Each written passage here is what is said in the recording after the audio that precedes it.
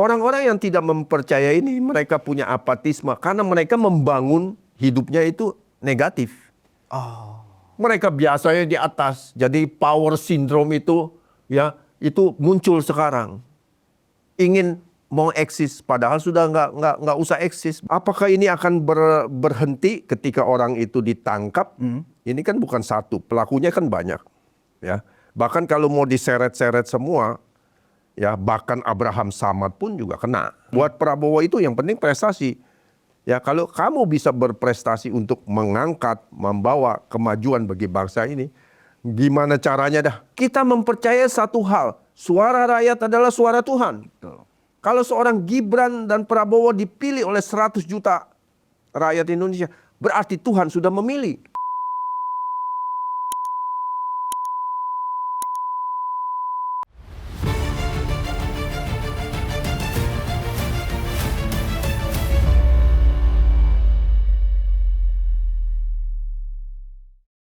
Hai, penonton Ruang Konsensus Anpeki Indonesia dimanapun Anda berada.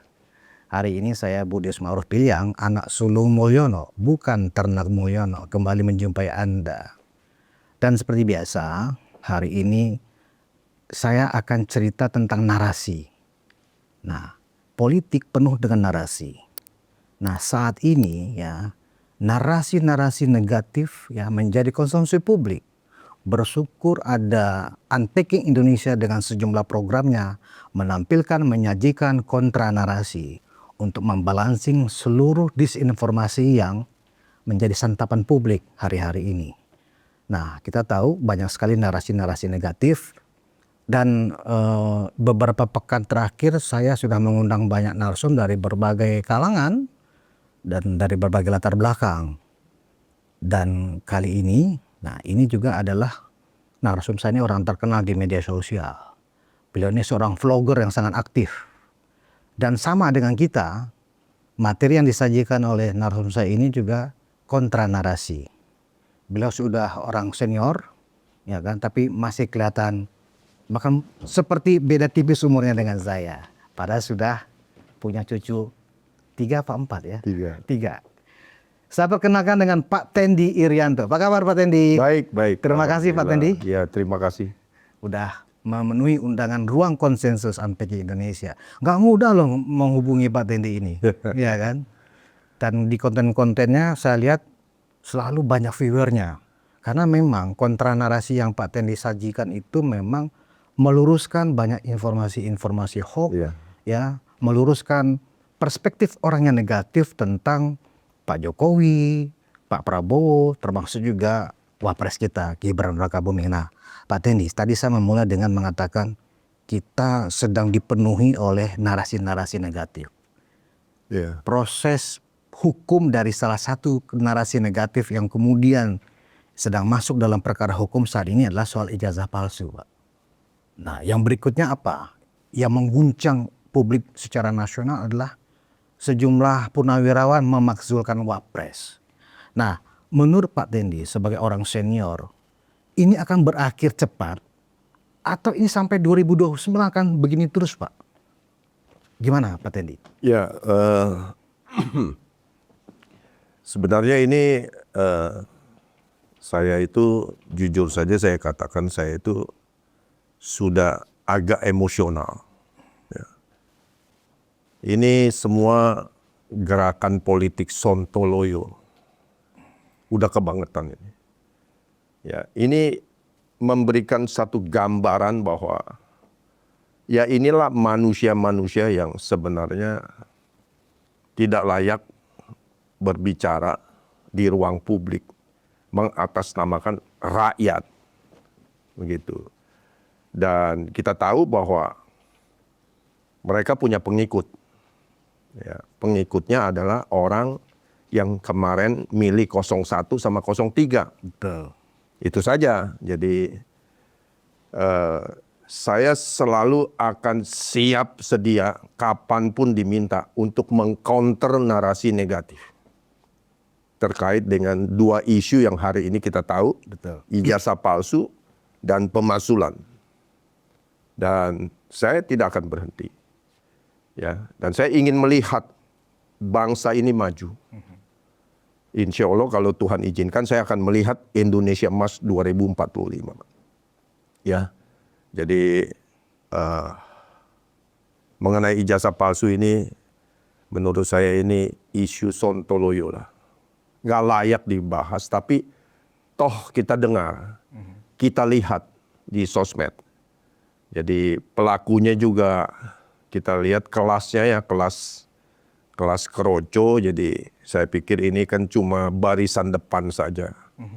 Dan saya sudah melihat buzzer-buzzer dari kelompok PDIP sudah muncul, yang biasanya dulunya sempat ada di pihak Pak Jokowi, sekarang dia berseberangan. Ya, jadi ya saya kira saya senang sekali kalau konsensus unpacking bisa mengangkat isu ini. Nah, kalau memang ini harus kita lawan, Pak Tendi, menurut Pak Tendi, apakah ini akan selesai, khususnya misalnya seperti soal ijazah palsu ya, apakah akan selesai isu ini, kemudian kita menjadi, ruang publik kemudian menjadi sehat, ketika proses hukum ini sudah selesai di pengadilan. Misalnya ketika 5 orang sekawan ini sebagai inisiator dari isu ini, kemudian memang terbukti bersalah, ya kan, karena dia tidak bisa membuktikan bahwa ijazah Pak Jokowi ini palsu, kemudian mereka dipenjara, anggap begitu. Menurut Pak Tendi, apakah mereka akan bergeser lagi isunya? Karena memang tujuannya sebenarnya bukan membuktikan ijazah Pak Jokowi palsu, tetapi memang mereka tahu sih sebenarnya Pak, bahwa Pak Jokowi itu ijazahnya asli. Ya. Cuman dijadikan aja ini sebagai kendaraan. Apakah ini akan berlangsung sampai 2029 menurut Pak Tendi? Ya, kemungkinan besarnya seperti itu. Atau tokoh yang ada di belakangnya sampai almarhum, kira-kira begitu. Ya, dan ini terus saja diangkat. Begini, Jokowi itu memang membuat orang itu tidak habis pikir. Kok kelas tukang kayu bisa sampai menguasai politik di Indonesia. Dan ini memberikan satu rasa kegeraman begitu, ya. Dan akhirnya kebencian. Kok orang model begini bisa gitu menguasai. Dan saya bisa katakan bahwa Jokowi adalah seorang yang diutus Tuhan untuk membereskan negeri yang isinya ini para bajingan. Saya pernah membuat konten itu dan direspon lumayan, jutaan. Dan memang ini terus tidak akan berakhir. Saya tidak tahu apakah sampai 2029, tetapi pastinya akan bertahan cukup lama karena orangnya apabila ini nanti ketangkep, ya, dan saya berharap kepolisian segera ini kan sudah panggilan kedua kan, Roy Suryo. Jadi langsung saja dijemput dan buktikan kepada masyarakat ini orang yang bersalah, ya, melanggar undang-undang, pidanakan dan berikan contoh. Karena kita juga tahu orang sampai hari ini bisa memperlakukan Pak Jokowi semacam itu karena Pak Jokowi kan nggak pernah melawan, ya. Dia defensif dan saya tahu memang itu sifatnya Pak Jokowi. Biarlah nama baik mencari jalannya sendiri. Saya tidak peduli, saya akan membangun karakter saya dengan kerja. Dan itu sudah dilakukan Pak Jokowi. Tapi kan pada titik batas kesabaran Pak Jokowi kan akhirnya Pak Jokowi melaporkan. Nah, saya berharap sekali bahwa pihak kepolisian mengambil tindakan tegas. Karena buat kami, saya dan tentunya Anda juga pemirsa yang juga sebagai orang yang setuju dengan Pak Jokowi, menurut saya kita sedang menunggu tindakan yang berwajib. Apakah ini akan berhenti ketika orang itu ditangkap? Ini kan bukan satu, pelakunya kan banyak, ya. Bahkan kalau mau diseret-seret semua, ya, bahkan Abraham Samad pun juga kena, ya. Hanya kan ini kan orang-orang ini sudah mulai mengundurkan, mengambil sikap agak Menjaga jarak. Ya, menjaga jarak. Karena dia tahu ini tindakannya ini akan menyeret mereka. Jadi saya berharap paling tidak 5 orang itu, ya, dari yang sekarang ini dilaporkan itu, terutama Roy Suryo, ini ditindak tegas. Jadi kalau soal isu ijazah palsu ini kan cuma isu, ya anak kecil juga tahu, anak SD juga tahu ijazah Pak Jokowi itu asli. Setelah itu kan bareng nggak lama pemaksulan. Jadi menurut saya ini satu paket. Satu paket. Satu paket, ya. Kira-kira kalau bicara satu paket, di belakang mereka tokoh-tokoh ya sebagai invisible hand-nya kata orang kan begitu ya Pak Tendi ya. Kira-kira memang ini sebenarnya pertarungan politik ya sebenarnya. Cuma karena mereka takut bersaingan secara head to head dengan Pak Jokowi, Exactly. ya kan? Mereka mencoba mengambil kesempatan untuk membangun semacam bait campaign, ya kan? Supaya di mata publik pada saat musim atau tahun politik nanti 2028, 2029 di mata publik, di mata masyarakat Pak Jokowi sudah luruh, sudah turun karena wah ternyata Pak Jokowi diadili misalnya. Ternyata kan nggak begitu ceritanya Pak. Nah bahwa ini adalah sebenarnya pertarungan politik, Pak Tendi sepakat nggak itu dugaannya? Ya, jadi sebenarnya kan ini ingin mendiskreditkan nama baik Pak Jokowi. Ya tentunya Pak Joko Widodo. Dia adalah seorang presiden yang berhasil dan sudah melakukan suksesi. Seorang pemimpin disebut berhasil kalau dia menciptakan pemimpin di bawah. Melahirkan pemimpin baru. Melahirkan pemimpin baru. Kita melihat di negara-negara Singapura dan di negara yang lain. Dan Pak Jokowi berhasil mempersiapkan pemimpin dan ketika masa transisi ini berjalan mulus, sudah tentu Pak Prabowo sangat berterima kasih. Tetapi seharusnya ini disyukuri oleh seluruh bangsa Indonesia.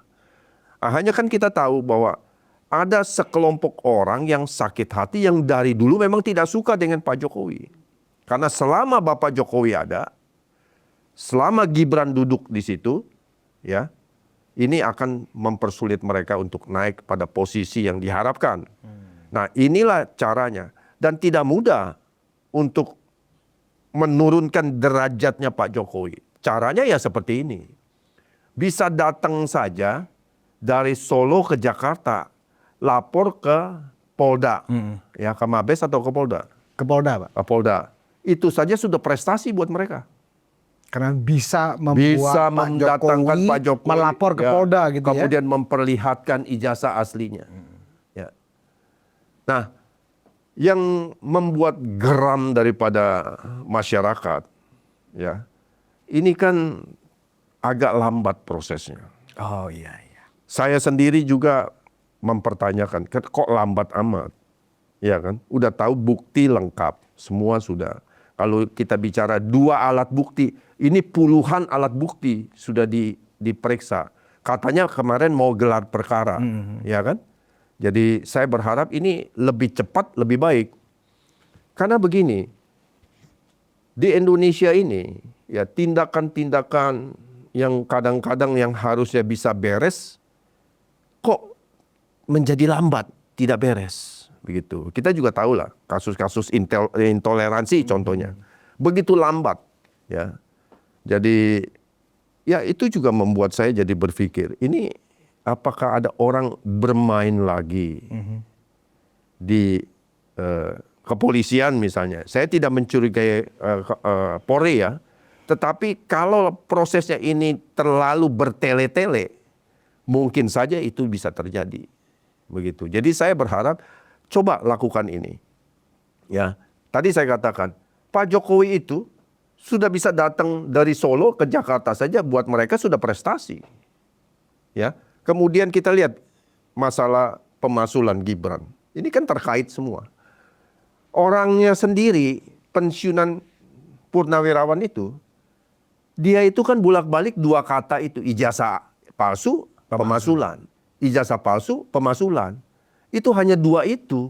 Jadi saya sudah bisa meraba dan bisa menduga bahwa ini di belakangnya satu orang.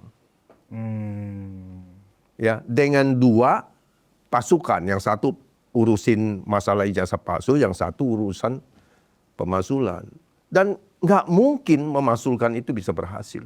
Tetapi bisa dibacakan saja di sidang MPR dan DPR saja sudah prestasi. Mereka tahu hasilnya tidak mungkin.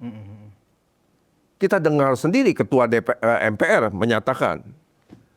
Tetapi inilah Indonesia, Pak Budi. Jadi Mas Budi ya. Jadi ya memang banyak drama memang di bangsa ini. Apapun dibikin drama, ya. Kelakuan para politisi juga. Yang saya khawatirkan di masa depan ini, generasi milenial, Gen Z ini sudah nggak percaya lagi partai politik. Dampaknya itu ya Pak ya? Akan seperti itu. Karena politisi sendiri, yang notabene di DPR, MPR sudah melantik, kemudian masih menerima kemungkinan. Kita tahu di situ ada fraksi PDIP yang suaranya paling kencang kalau bicara tentang pemasulan. Karena memang jangan-jangan mereka bagian daripada serangan ini. Itu dugaan saya sebagai masyarakat. Wajar kalau saya menduga semacam itu. Ya, toh kita dengar apa yang elit politik, elit PDIP katakan. Kita lihat mereka memang menjadi bagian dari serangan ini. Begitu. Jadi bisa dibacakan di sidang. Saya setuju sekali dengan pendapat Gubernur Lemhanas, Bapak Haji Aceh itu. Dia katakan tidak perlu lagi dikaji. Itu pas banget. Menurut saya itu yang paling baik. Bahkan seorang Mahfud MD saja dia katakan ini adalah sikap yang elegan. Kita lihat orang-orang yang membenci Pak Jokowi. Hari ini apa sih prestasinya? Dulu diangkat, kemudian berbalik arah. Dulu dekat, diangkat jadi komisaris BUMN. Kemudian dipecat karena bermasalah. Dulu menjadi menteri, kemudian ada masalah, jadi pesaing. Jadi saya lihat memang, yang saya khawatirkan ini ke masa depan. Kalau ini terus berlanjut semacam ini, membuat generasi muda yang nanti generasinya Mas Gibran dan di bawahnya Gen Z, ini akan mengakibatkan satu sikap apatisme. Partai politik tidak lagi laku jualan dengan narasi apapun. Dan mungkin ini juga blessing in disguise. Jadi berkah di dalam masalah. Buat apa lagi ngandelin politik? Untuk memilih seorang pemimpin di bangsa kita. Lihat figurnya. Contohnya kita lihat di Jawa Barat. Ada seorang yang memperlihatkan kinerja yang baik. Ya kan? Sudah terjadi resistensi. Bahkan di legislatifnya kita lihat. Ya. Wakil ketua DPRD-nya kan? Siapa itu? Ono Surono. Dari PDIP. PDIP kan? Jadi saya bisa lihat. Dan ini memang cukup merisaukan. Saya tidak tahu. Kalau ini diteruskan oleh gayanya para parpol terus melakukan ini. Dan saya yakin di belakang ini mereka. Bagian daripada itu. Ya, saya sepakat Pak Tendi. Memang kita menduga ya sebagai sebuah analisa ada tokoh-tokoh besar di belakang ini, ya. Dan kita nggak perlu sebut nama karena masyarakat juga tidak tahu.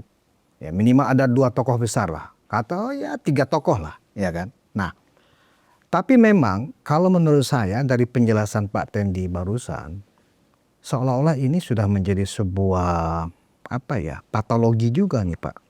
Kalau nggak segera diatasi, karena membuat polarisasi sebelum pemilu aja masyarakat sudah terbangun polarisasi ini. Nah, pertanyaan saya begini, Pak Tendi. Semua ini kan kita ini secara bernegara berbangsa kan ada presiden. Ya. Saya yakin Pak Prabowo tidak akan tinggal diam ketika mencermati ini kok semakin nggak bisa dikendalikan ya. Memang kita demokrasi, tapi nggak demokrasi juga nggak kebablasan seperti ini. Menurut Pak Tendi, apakah Presiden Prabowo ya diam-diam juga terus memonitor masalah kebebasan berdemokrasi dengan mengumbar kebencian, fitnah, ya kan terus menerus. Apakah pada satu titik nanti Presiden akan mengambil sikap tegas untuk membuat ruang publik ini menjadi sehat? Karena benar, dampaknya adalah kepada manusia-manusia apolitik akan lahir begitu banyak ya di generasi Mas Wapres ini, Gen Z. Mereka sekarang untuk kita mengajak anak-anak sekarang aja Pak untuk ikut terlibat politik, mereka sudah nggak mau. Apalagi ditambah dengan situasi seperti ini. Gimana menurut Pak Pendi? Ya kalau saya lihat sih Pak Prabowo memang masih menunggu situasi ya. Karena ini kan kebanyakan yang bergerak juga orang yang dikenal oleh beliau. Malah dekat lagi. Ya, jangan-jangan ada lagi di sampingnya. Gitu. Jangan-jangan juga jadi menterinya di kabinet. Artinya gitu kan. agak sulit juga buat presiden ya. Karena ini seolah-olah nih dalam selimut ini kawan-kawan ini ya kan. Tapi begini, saya yakin pada akhirnya Pak Prabowo akan mengambil sikap yang jelas. Karena saya masih ingat seorang Prabowo mengatakan bahwa saya adalah jembatan menuju suatu masa transisi. Saya ingin meninggalkan nama baik saya. Ya. Kalau kita bicara sejarah masa lalu, siapa sih di antara kita yang punya masa lalu itu baik-baik saja? Bahkan seorang nabi, seorang pun yang sebelum dipakai oleh Allah SWT, dulunya juga penjahat. Setelah melalui proses dan sebagainya, baru menjadi seorang pemimpin. Begitu juga seorang Prabowo. Apakah Pak Prabowo mengambil satu sikap mirip-mirip pemimpin di Cina, di Tiongkok sana? Pokoknya nggak pedulilah, mau lu kucing hitam, kucing putih, yang penting lu bisa nangkep tikus. Apakah semacam ini? Yang penting prestasi. Buat Prabowo itu yang penting prestasi. Ya kalau kamu bisa berprestasi untuk mengangkat, membawa kemajuan bagi bangsa ini, gimana caranya dah? Oleh sebab itu kadang-kadang saya berpikir, beberapa menterinya yang sebenarnya secara pengamatan saya tidak punya kompetensi. Tapi kok dia ada di sana jadi menteri? Saya nggak perlu sebutkan namanya. Tetapi biasalah ini. Politik balas jasa ini kan di mana-mana. Di dunia ini kan sudah biasa. Tapi akhirnya mirip-mirip Jokowi juga kan. Ketika diangkat kemudian tidak layak kan turun. Berhenti di reshuffle. Ya. Mudah-mudahan nggak kena ketangkep KPK. Kira-kira gitu kan. Nah, saya yakin Pak Prabowo monitor setiap saat. Hanya masalahnya yang menjadi pertanyaan saya, apakah ini mengganggu pikiran Pak Prabowo dan kesehatannya yang mengakibatkan kerugian bagi semua orang? Apakah ini? Kita juga melihat Pak Jokowi, orang yang begitu tegar pun, ya kalau diserang terus-menerus, dia juga bisa stres. Daya tahan orang itu kan punya daya tahan, punya kapasitas. Saya di usia saya sudah 70-an, saya tahu tidak setiap hari saya itu tegar, sehat. Ada waktu-waktu ketika begitu banyak hal, ya saya sudah lelah dan penat. Kadang-kadang saya juga bisa tiba-tiba ngedrop, kurang sehat. Mungkin bisa tenggorokan, ya nggak enak. Mungkin kulit bisa terganggu. Begitu. Yang saya heran, ini buzzer-buzzer dari Banteng ini kita lihat, kok senang begitu. Kalau ngelihat, wah ini ada gejala sakit nih. Wah ini kena kutuk nih. Wah ini menjelang begini, akan muncul begini.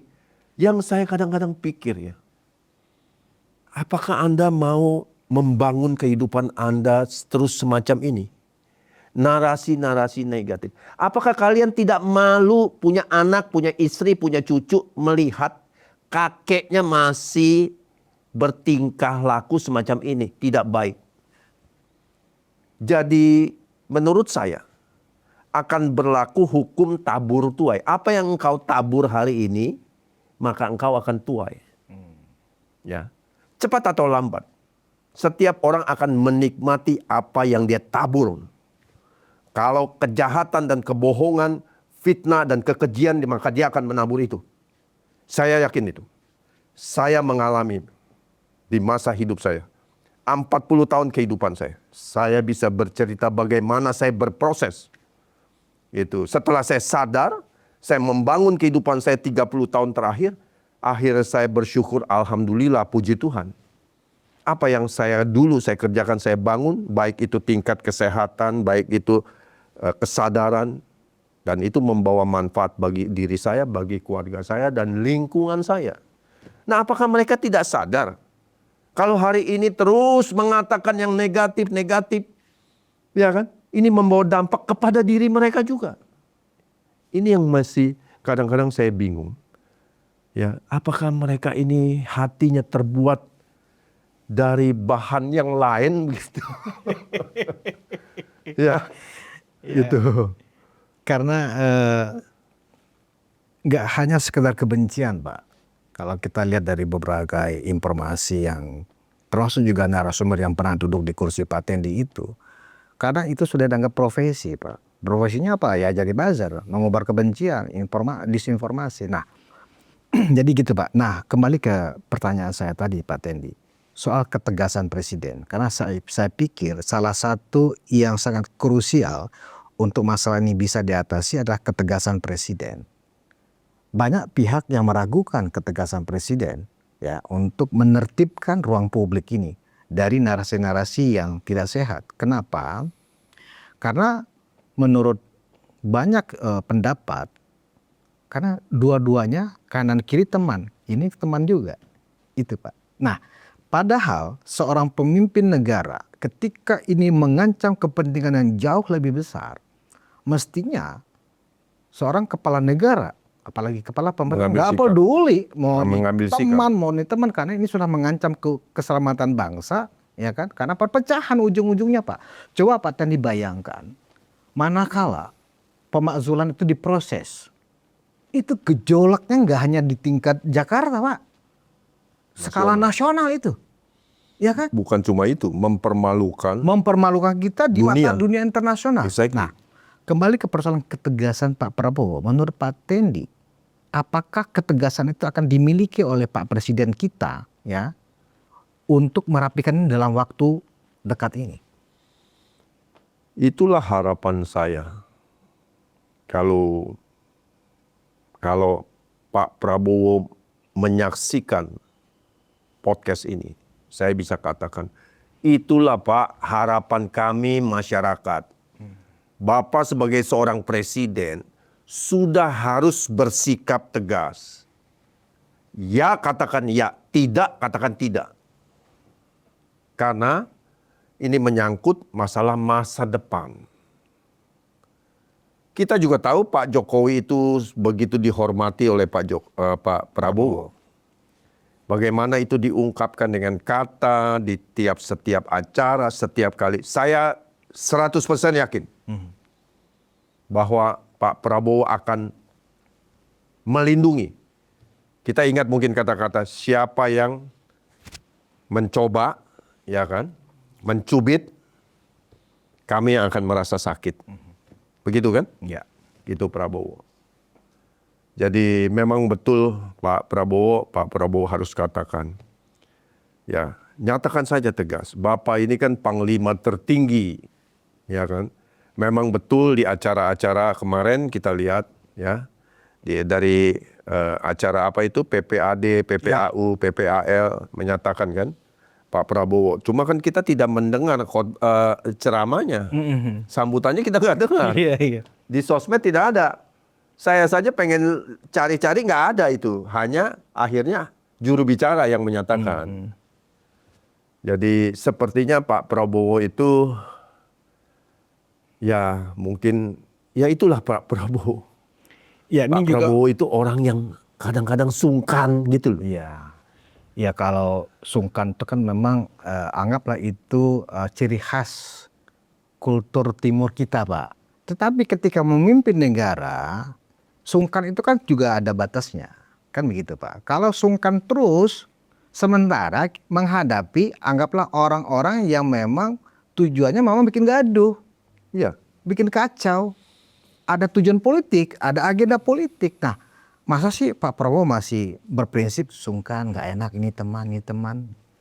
Gimana gitu loh, Pak? Ini yang menurut saya sebagai bentuk kita mengartikulasikan pendapat publik, ya kan? Kita sih sebenarnya sudah sampai geram juga. Kan kita tidak ingin, Pak, ada terjadi konflik yang sifatnya horizontal di tengah masyarakat. Contoh, Forum Purnawirawan itu kan sudah mengancam DPR akan menduduki. Reaksinya sangat cepat, menyebut-nyebut Pak. kasus 98. Iya. Bahkan sejumlah relawan Jokowi, relawan Prabowo Giram siap head to head dengan mereka. Saya juga siap. Nah, artinya kan begini, Pak. Ini kan berarti yang ditunggu-tunggu mereka. Ya, Jadi agar terjadi ini nanti sebenarnya benar kalau kita mencoba membedah kalau itu terjadi, itu memang yang mereka harapkan, gesekan dan konflik horizontal. orang yang di belakang ini. Betul. Untuk apa nanti ujung-ujungnya? Ini yang disebut dengan kudeta merayap. Jadi pemakzulan Gibran hanya sasaran antara. Iya, karena Sasaran utamanya adanya kan chaos melengsarkan gara-gara adanya presiden. gugatan begini. Betul. Bagaimana pandangan Iya. Pak Tendi ketika kita harus mengalami yang disebut dengan konflik horizontal itu gara-gara hanya sekedar ketidakpuasan, tidak mau menerima ketika kalah dalam proses politik. Ya kalau saya lihat jumlah mereka itu kurang lebih yang sekarang sedang hot-hotnya kasus pemakzulan dan ya orang-orang yang terlibat ijazah palsu itu kurang lebih kan 300-an orang. Itu. Kalau istilah teman saya Sylvester Matutina, satu TPS saja nggak cukup katanya, Pak. Iya. Satu Jadi TPS aja nggak memang cukup. ini keliwatan. Iya. Ya, cuma ini kan kita juga lihat bahwa media ini kan memblow up. Ini konsumsi media. Untuk menaikkan rating media, ya istilahnya sampah pun kalau perlu dihadirkan. Ada beberapa media kan kita tahu. Contohnya program Karni Ilyas. GLC itu ya. YLC. Itu kan kalau dia setting itu kan orangnya ya itu lagi. Ya, para pembenci dikumpulin. Agar ya yang viewernya kan pembenci. Ya, sambil tepuk tangan.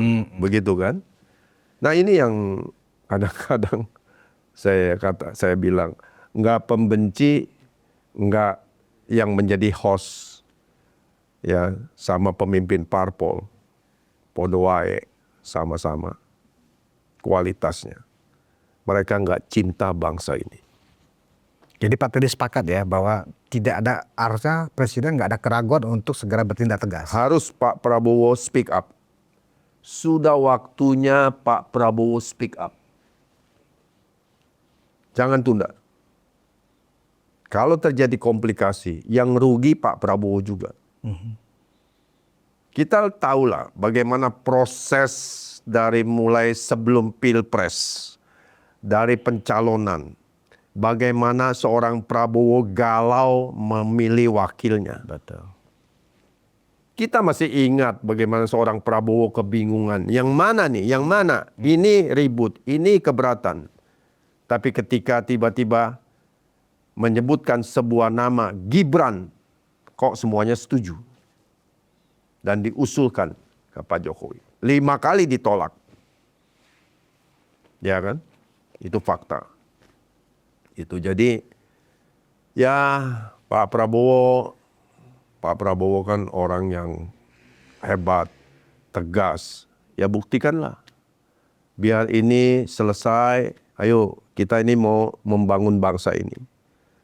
Ya, ini masyarakat juga sudah sebel ngelihatnya. Ya, saya juga ingin membuat konten begini juga, maaf ngomong, sudah males. Tapi karena demi Pak Jokowi, demi bangsa ini, demi pemerintahan, saya akhirnya tetap bicara. Gitu. Oke, Pak Teddy ini kan tergolong generasi baby boomer ya Pak ya? Iya. Ya kan. Sementara wapres kita, Mas Gibran itu kan Gen Z.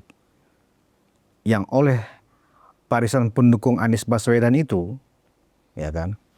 Karena kenapa saya sebut Forum Purnawirawan TNI itu sebagai barisan pendukung Anies Baswedan? Karena memang de faktualnya sebagian besar mereka itu adalah tim suksesnya Anies Baswedan waktu 2024 kemarin. Betul.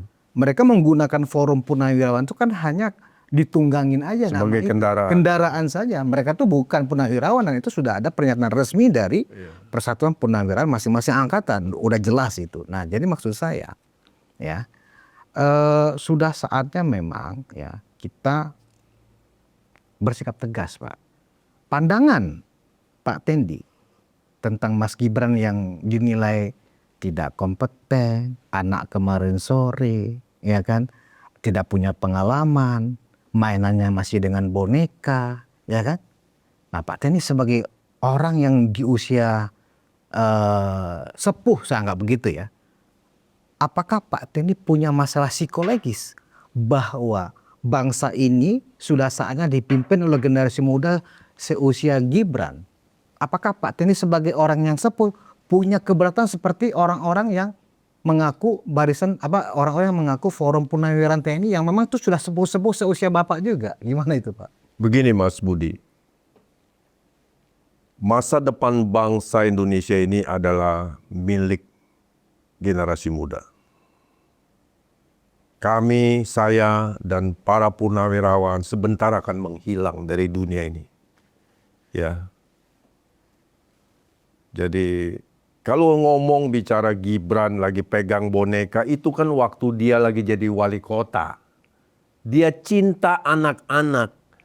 Ketika dia ketemu anak-anak, ketika dia di zaman wali kota itu, dia kumpulin, dia main, dia bagi. Orang yang memiliki empati, simpati, rasa sayang kepada anak-anak. Masa oleh orang-orang tua yang sudah pikun ini, dia bilang itu kegilaan? Jadi saya melihat ini hanya ungkapan kebencian, kemuakan kepada keluarga Bapak Jokowi. Nah, kalau kita bicara soal kemampuan, Gibran sangat mampu. Sangat mampu. Kita nggak bicara soal militer ya. Kalau militer tentunya kan nanti ada panglima yang mengatur. Tapi kalau bicara tentang pemerintahan, kita bicara 2029. Ya. Gibran umur berapa ketika 2029? Ditambah hari ini. Sudah 40-an pasti. Sudah 40. Ya. Menurut saya lebih dari mampu. Tapi Gibran ini kan sosok yang dewasa, dididik oleh budaya Jawa. Yang sangat santun, sopan santun. Dia tidak punya ambisi apapun kecuali mendampingi Prabowo menunaikan tugas di pemerintahan selama 1 periode. Kalau ternyata 2 periode, saya yakin Mas Gibran tidak mungkin mau bersaing head to head dengan Pak Prabowo. Insya Allah, kalau Tuhan Allah mengizinkan Prabowo sehat, pasti akan disupport oleh Mas Gibran. Baik wakilnya oleh Mas Gibran ataupun tidak. Tidak mungkin. Saya percaya. Ya, tetapi kita kan nggak tahu. Bahkan sampai hari ini saja para orang tua pikun itu yang mengatakan seandainya, jikalau, apabila berhalangan tetap. Ini kan sama juga nyumpain Pak Prabowo. Mendahului Tuhan, Pak. Iya, jadi memang orang itu ya, yang keluar ini, itu meluap dari hati. Kata-kata ini kan keluar meluap dari hati. Kalau hatinya busuk, keluar kata-kata itu busuk. Orang yang hatinya bersih, keluar kata-kata itu tidak mungkin kata-kata yang tidak benar. Saya belajar itu dalam kehidupan saya. Menjaga kata-kata, menjaga narasi itu penting. Membangun kehidupan itu dimulai dari kata-kata. Nah, kalau saya melihat apa yang saya lihat seperti ini, sudahlah, kita harus percaya Gibran mampu. Hanya masalahnya, waktunya kan bukan waktu manusia. Waktunya adalah waktu Tuhan. Pada waktunya, saya nggak tahu. Kita harus percaya satu hal, Mas Budi. Bahwa hidup ini akan mencari jalannya sendiri. Ketika waktunya tiba. Kita mempercayai satu hal. Suara rakyat adalah suara Tuhan. Kalau seorang Gibran dan Prabowo dipilih oleh 100 juta rakyat Indonesia, berarti Tuhan sudah memilih. Dan kenapa orang-orang ini mengingkari itu? Apakah mau mengingkari ada Tuhan bekerja di situ? Nah, ini yang jadi masalah. Jadi kalau saya lihat, keberadaan Gibran tidak akan mengancam, bahkan kita tahu beberapa kali kan Pak Prabowo ke luar negeri. Siapa yang menjadi kepala negara ketika Pak Prabowo pergi? Wakil Presiden. Wakil Presiden. Dan semuanya baik aja selama ini. Apakah ada kudeta? Itu kan ilusi dari orang gila sebetulnya itu. Seperti itu. Jadi saya kira harusnya sih kita sudah menyudahi ya, membahas urusan ini. Jadi Pak Teni sebagai generasi orang tua, bahkan di atas orang tua lagi ya kan, tidak ada sedikit pun keengganan, ketidakpercayaan dengan kemampuan anak seusia Mas Gibran menjadi pemimpin nasional. Tidak ada keraguan ya Pak ya? Mas Budi, saya itu ketemu banyak sekali kelompok milenial dan Gen Z dalam kehidupan saya. Saya sering dipanggil menjadi motivator di kelompok-kelompok mereka. Tidak lama, mungkin bulan ini saya juga diundang ke daerah Subang, Sumedang untuk berbicara dengan kelompok anak-anak muda, para usahawan yang akan bergabung dengan Juragan Indonesia Maju, sebuah inkubator bisnis UMKM yang saya buat. Dan saya itu kagum dengan mereka. Mereka punya kemampuan. Ya. Saya melihat unicorn yang hari ini berdiri, ya. Itu yang bangun siapa? Anak usia berapa? Di bawah 30. Sudah bisa membangun sebuah unicorn. Ya, bisnis yang luar biasa hebatnya. Jadi saya pikir harusnya yang tua sudah mulai menyadari. Kayak saya gini, saya sudah harus menyadari bahwa saya harus segera siap-siap ya memberikan kesempatan. Jadi siap-siap memberikan tongkat estafet. Betul. Karena setiap manusia kan ada waktunya. Setiap waktu ada manusianya. Kita paham itu. Jadi kalau kejadian timbul, kalau yang tua ini masih kepengen eksis. Ya, terus menganggap remeh-temeh anak muda itu. Yang katanya Gibran itu, yang pelengak-pelongok. Itu yang salah. Kalian bangun tidur saja, untung saja nggak lupa ingatan yang tua itu. Kadang-kadang kita juga bangun tidur. Ya, saya alhamdulillah karena saya sehat, saya olahraga tiap hari, makan saya jaga, pikiran saya jaga. Jadi kalau bangun tidur itu masih fresh pikiran. Tapi yang pertama kali itu saya lakukan adalah bersyukur, alhamdulillah, puji Tuhan. Saya diberikan nafas yang baru, kesehatan yang baru. Ide-ide muncul, ya, memberikan bahan bakar bagi semangat hidup saya. Nah, ini orang-orang tua semangatnya dari hal-hal yang negatif. Ini yang membuat saya kadang-kadang nggak habis pikir. Mau kemana? bapak-bapak ini. Apa yang kau cari? Yang ngomong saja tangan saja sudah bergemetar begini. Jalan saja berdiri saja begini udah dengkul udah Bahkan gemeteran. ada beberapa orang saya lihat untuk berdiri aja sudah bongkok. Gitu. Iya, kalau saya masih push up masih bisa 500 kali. Ya kan, sit up biasa. masih bisa. Begitu karena saya latih. Lah itu bapak-bapak saya bisa lihat wajahnya itu nggak sehat semua. Apakah Pak Tendi melihat ini adalah bentuk ketidakpercayaan para orang tua kepada generasi muda yang memang berkualitas? Begini Mas Budi, kalau kita bisa melihat ini adalah kelemahan orang. Jangan mengambil pukul rata semua orang semacam itu, tidak Pak. Ya. Orang-orang yang tidak mempercayai ini mereka punya apatisme karena mereka membangun hidupnya itu negatif. Mereka biasanya di atas, jadi power syndrome itu ya itu muncul sekarang. Ingin mau eksis padahal sudah nggak usah eksis begitu. Ini yang jadi masalah. Kayak sekarang saya sedang membangun beberapa bisnis. Saya selalu mencari siapa generasi muda yang saya bisa ajak jadi partner. Saya membangun sebuah proyek, saya cari siapa. Kalau saya yang tidak menemukan, pasti saya tolak itu pekerjaan. Saya ada pekerjaan prospek di Bali, ada. Ya, saya membangun satu kawasan rumah perawatan orang tua senior living. Ada dapat lahan seluas 7 hektar. Saya akan membangun. Tapi saya sedang mencari yang nomor satu, saya cari siapa yang akan ada di sana dan yang akan mewakili kegiatan kerja itu. Saya nggak mungkin bisa mengurus.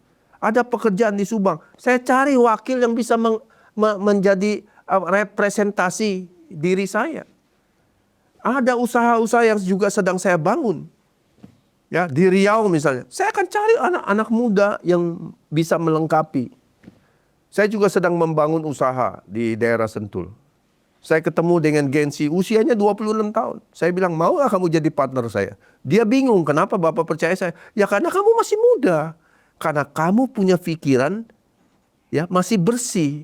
Seperti kertas putih. Gibran itu selembar kertas putih yang sudah mulai ditulis hidupnya. Dan diisi oleh ayahnya itu. Orang yang kita kenal berprestasi. Jadi saya yakin Gibran akan mampu dan sangat mampu untuk memimpin bangsa ini ke masa depan. Apakah dia perlu bantuan? Ya, nggak mungkin setiap orang itu berjalan sendiri. Dia perlu kita support. Siapa? Ya, yang senior-senior lah. Kalau dinilai miskin pengalaman politik, belum ada sikap-sikap kenegarawanan, itu sebenarnya pikiran negatif itu Pak ya, bukan sesuatu yang berangkat dari fakta ya Pak ya. Apakah memang seorang presiden itu harus orang yang ahli politik atau pakar politik? Kan nggak juga mestinya Pak ya. Ya betul, makanya kan saya bilang konsepsi di kepala orang itu kan beda-beda.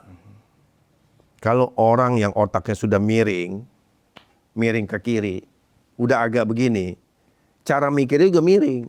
Kalau saya berpikir, saya membangun selama 30 tahun lebih hidup saya itu selalu positif. Ya, kalau Anda klik di DeepSeek nama saya, Tendi Irianto, siapa? Keluar itu. Saya adalah orang yang selalu berbicara positif, mengatakan sesuatu yang positif, begitu Pak. Jadi kalau saya perhatikan, ya, kita melihat, jangan melihat orang yang tidak suka.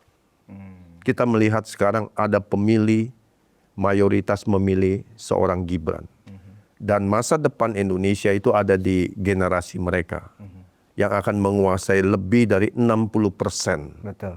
Jadi saya yakin, tafakul yakin Gibran akan terpilih menjadi seorang pemimpin di masa depan. Ya, saya juga berdoa bahwa Pak Prabowo juga sehat-sehat saja. Ya, jangan yang katanya jikalau apabila itu berhalangan itu terjadi, kan akhirnya jadi masalah. Nah itu saya serahkan kepada Tuhan saja lah Pak. Gibran tidak akan terbebani dengan tuduhan semacam gini Pak, istilah dinasti politik. Ya, siapa sih yang kita lihat sekarang pejabat di Indonesia yang tidak punya keinginan untuk mengambil keluarganya jadi penerus dari kesuksesannya. Di dunia usaha itu umum terjadi, di dunia politik umum memberikan kader. Tapi kan kita bicara dinasti politik, alangkah bodoh masih kita bertanya dinasti politik. Orang dipilih rakyat kok. Kuncinya di situ. Iya, kan bukan Pilih ditunjuk rakyat. bapaknya bilang saya pengen ini anak jadi bupati. Lah kalau rakyatnya nggak mau, Betul. susah. Jadi kalau kita bicara tentang politik, politik itu kan hanya cara untuk mencapai tujuan. Kita tiap hari juga di rumah tangga juga berpolitik, Pak. Bagaimana bapak ini ngakalin ibu supaya bapak bisa keluar, kan begitu. Anak juga ngakalin bapaknya supaya dapat uang, kan begitu kan. Bagaimana dia mencari alasan-alasan, itu politik untuk mencapai tujuan. Jadi kalau kita bicara tentang bagaimana berpolitik, Mas Gibran paham, Pak. Paham ya. Paham. Dan ya kan nggak mungkin sendiri, Pak. Prabowo juga hari ini juga bukan sendiri. Mana mungkin Pak Prabowo sendiri? Apa Pak Prabowo bisa jadi presiden kalau sendiri? Betul. Kalau tidak dibantu Pak Jokowi, tidak ada seorang Gibran. Apa mungkin Pak Prabowo sendirian? Atau mungkin kemarin didampingi seorang mantan menteri misalnya, jadi wakilnya. Apa terpilih hari ini? Tidak. Banyak pertimbangan. Oleh sebab itu, terlalu naif kalau kita mengatakan kita lebih tahu dari dia, kita lebih hebat dari dia. Ya. Jadi saya punya pengalaman. Anak saya sudah meninggal, namanya Theodore. Ketika dia meninggal usianya 35 tahun, Pak. Hanya 7 bulan sakit dia meninggal. Saya didik dia 10 tahun menjadi pebisnis. Tapi kehendak Tuhan berkata lain, dia meninggal. Saya hancur hati saya, tetapi kemudian yang saya heran, anak yang saya anggap ini junior ini, dia itu lebih bijaksana dari saya, Pak. Banyak perkataan ketika dia sudah meninggal, saya ingat kata-kata dia. Kata-kata yang luar biasa yang dia sering nasihatin ayahnya. Dan hari ini saya sadar, ada penyesalan dalam diri saya. Kadang-kadang bapaknya juga kadang-kadang juga suka salah jalan, Pak. Dia yang ingatkan, Papa, jangan begini, Papa harus lakukan ini. Oh iya, terima kasih. Jadi kadang-kadang ya kita itu terlalu underestimate kepada anak muda ya. Bukan cuma kepada anak muda, kepada orang lain juga. Kepada orang lain juga. Iya, kita terlalu underestimate. Ya janganlah, manusia itu kan manusia yang paling banyak hilafnya. Makhluk yang paling sering berbuat hilaf itu namanya manusia. Oleh sebab itu, manusia itu harus terus disadarkan. Ya, kalau seorang muslim itu kan harus sholat terus. Sholat itu jangan cuma sekedar liturgi, ya, jadi suatu kebiasaan tapi tidak membawa manfaat. Ya, saya kalau berdoa yang pertama saya lakukan, Tuhan berikan saya kesadaran bahwa waktu saya ini tidak banyak. Apa yang saya harus lakukan yang bijaksana, yang baik untuk saya kerjakan agar bermanfaat bagi keluarga, masyarakat. Selalu saya doakan itu. Apa isi doamu? Itu paling penting, Pak. Jangan doa kepengen berkuasa. Kepengen nyumpahin orang. Kepengen memfitnah orang. Itu kan tidak baik gitu loh. Waktu kita ini terbatas. Manusia itu waktunya hanya limited sekali, Pak. Saya ini, insya Allah, saya masih berharap 20 tahun lagi. Amin, amin. 20 tahun lagi. Kalau bisa 30 tahun. Kenapa? Karena saya masih punya anak kecil 5 tahun. Saya masih punya anak usia 5 tahun. Kalau 20 tahun lagi dia baru 25. Apakah saya bisa mendidik dia? Wallahu alam. Hanya Allah yang tahu. Jadi bisa dikatakan umur hanyalah angka ya Pak ya. Exactly. Tetapi kedewasaan, kematangan itu bukan angka. Itu yang paling penting, Pak. Itu yang penting. Karena itulah yang kita bawa nanti ketika kita ketemu Tuhan, Pak. Kan mati ini, meninggal itu kan cuma satu cara ketemu Tuhan. Betul. Bagaimana kita mau ketemu Tuhan kalau bukan dengan kematian? Harus. Tapi kita menyongsong kematian itu dengan tersenyum, kan harusnya begitu kan? Iya. Bagaimana kita menyongsong kematian di sisa umur yang sudah tua, ya kan? Yang dikeluarkan narasi-narasi yang itu adalah kelakuan setan dan iblis, kan begitu, Pak? Ya itulah. Oke, terakhir Pak Den, ini menarik sekali. 2030 itu kan kita sering disebut sebagai bonus demografi, ya. Sampai 2030 sampai 2045, dan itu adalah generasinya Mas Gibran, ya kan. Mereka lah nanti yang akan berperan di Republik ini. Dengan situasi seperti sekarang, dengan masa yang sekarang seperti begini, Pak, seolah-olah orang-orang tua barisan pendukung Anies Baswedan yang tergabung dalam Forum Purnawiran TNI ini seperti membangunkan ular tidur, Pak. Kenapa saya bilang seperti membangunkan ular tidur? Jadi sel-sel mati dari loyalis Pak Jokowi, Mas Gibran, Pak Prabowo hidup, Pak. Ketika mereka melihat ada orang-orang yang mulai mengadu domba, yang mulai merusak, ya kan? Dan kita tentu tidak ingin bahwa ini menjadi sebuah gerakan yang sifatnya direkayasa sedemikian rupa seolah gerakan rakyat, gerakan mayoritas rakyat. Padahal hasil Pilpres kemarin itu sangat jelas, 58%, Vox Populi Vox Dei, suara Tuhan, suara rakyat. Dan itu sudah diewajantakan oleh rakyat. Nah, menurut Pak Tendi, apakah bonus demografi menjelang 2030, 2029 kita ada Pilpres, ya kan? Itu Vox Populi Vox Dei itu akan kembali terbukti di Republik kita, Pak, bahwa mayoritas anak muda akan mempercayakan itu tetap ke Prabowo Gibran sebagai proses transformasi menuju 2034. Ya, apa yang ditampilkan hari ini, baik itu oleh partai politik, elit-elit partai, ketua umum partai politik, itu akan memberikan satu gambaran sikap anak-anak muda di masa depan. Saya sudah katakan, kalau gambarannya semacam ini, anak muda di masa depan tidak lagi percaya partai politik. Dia akan mencari figur-figur. Ya, bahkan figur yang di luar partai politik. Mas Gibran adalah orang yang menurut saya ada di dalam suatu kejadian, ya, entah bagaimana, apakah melalui suatu kehilapan, kesalahan katanya, tidak beretika katanya, tapi dia sudah duduk dan sudah beres secara hukum. Ya kan, kalau bicara tentang etika, moral, sudahlah, nggak usah bicara lah. Siapa yang mengintervensi MK? Zamannya Megawati juga sudah dilakukan.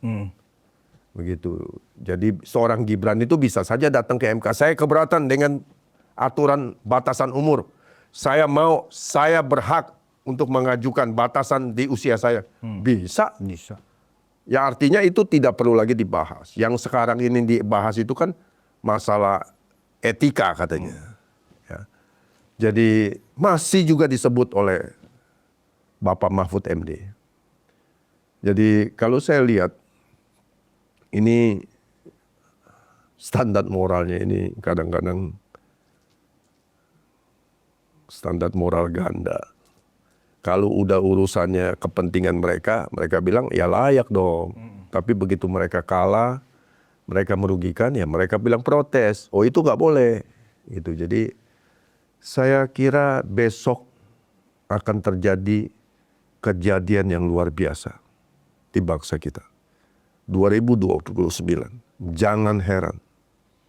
Ya. Kalau bangsa ini akan memilih pemimpinnya. Dan itu diwakili oleh generasi milenial dan Gen Z.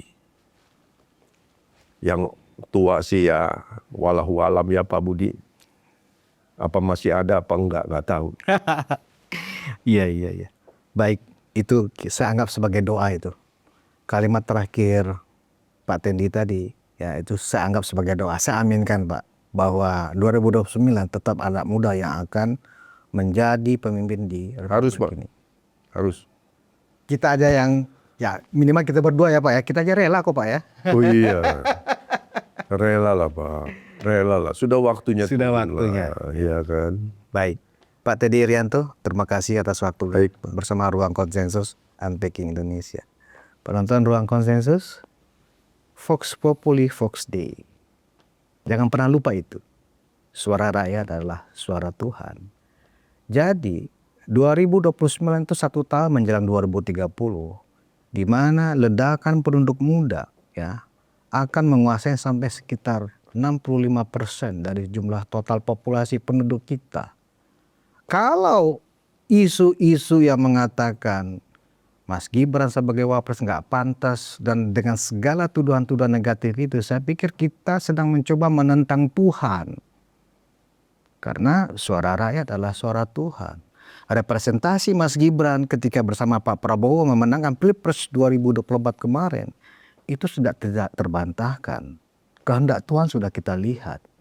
Dan hingga hari ini, Mas Gibran sebagai wapres tetap konsisten menjalankan tugasnya sesuai perintah Presiden Prabowo Subianto.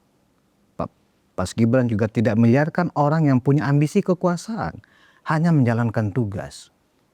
Saya pikir ini pelajaran yang paling menarik dan paling penting dari diskusi saya hari ini dengan seorang senior, Pak Teddy Irianto. Terima kasih atas perhatian Anda, semoga bermanfaat. Kita bertemu di episode selanjutnya. Assalamualaikum warahmatullahi wabarakatuh.